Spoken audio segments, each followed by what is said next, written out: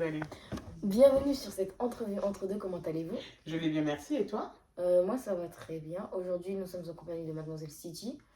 Sur ce sans plus tarder, commençons par les questions. Question numéro 1, d'où venez-vous? Alors, je suis originaire des Comores. Je suis née et j'ai grandi en France, à Marseille. Et par la suite, j'ai déménagé à Paris. Pourquoi avoir déménagé à Paris? Alors, tout simplement parce qu'il y avait plus d'opportunités professionnelles. Donc, j'ai décidé de saisir ma chance sur la capitale. Ok, quel type d'études avez-vous fait? Alors, j'ai obtenu une licence en communication. Puis, par la suite, arrivé sur Paris, j'ai décidé de passer une certification d'assistante dentaire.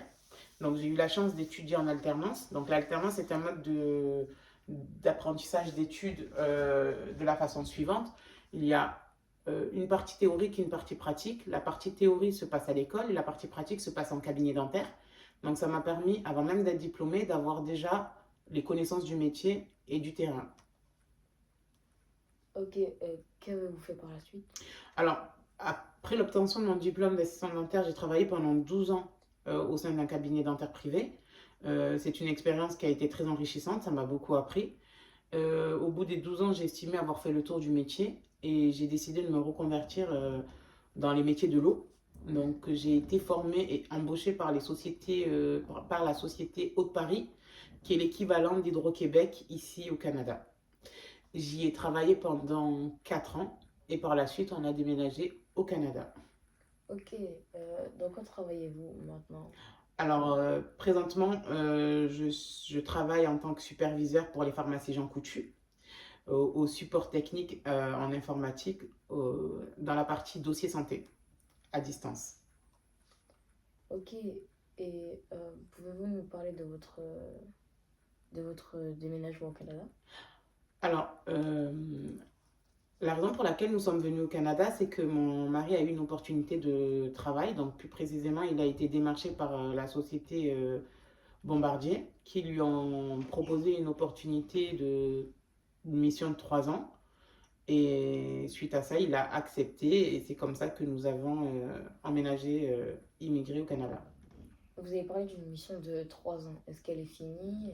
Alors nous sommes malheureusement sur la troisième année. Donc après l'année scolaire, nous rentrons en France cet été, définitivement, parce que la mission est terminée. Et voilà, mais ce fut une très très belle expérience qui nous a beaucoup appris. D'accord. Pouvez-vous un peu nous parler de votre parcours migratoire? Alors, notre parcours migratoire à proprement parler a été très facile pour nous car tout le côté administratif, il a été exécuté par l'employeur, donc la société Bombardier, ce qui nous a permis de nous projeter uniquement sur l'acclimatation et l'expérience de vie que nous aurions nous ici au Canada.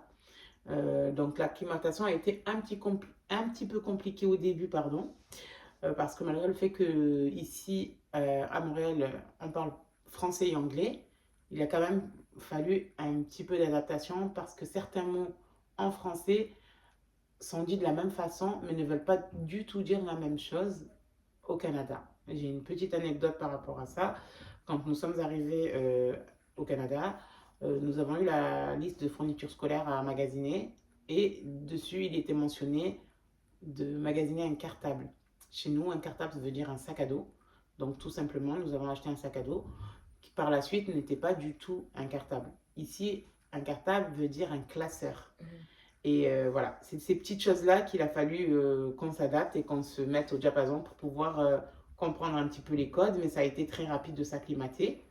Sinon, ben, au niveau de l'acclimatation globale, ça a été plutôt le fuseau horaire avec lequel il a fallu se mettre à jour parce qu'on était complètement décalé. Donc on a 7 heures de décalage avec l'Europe.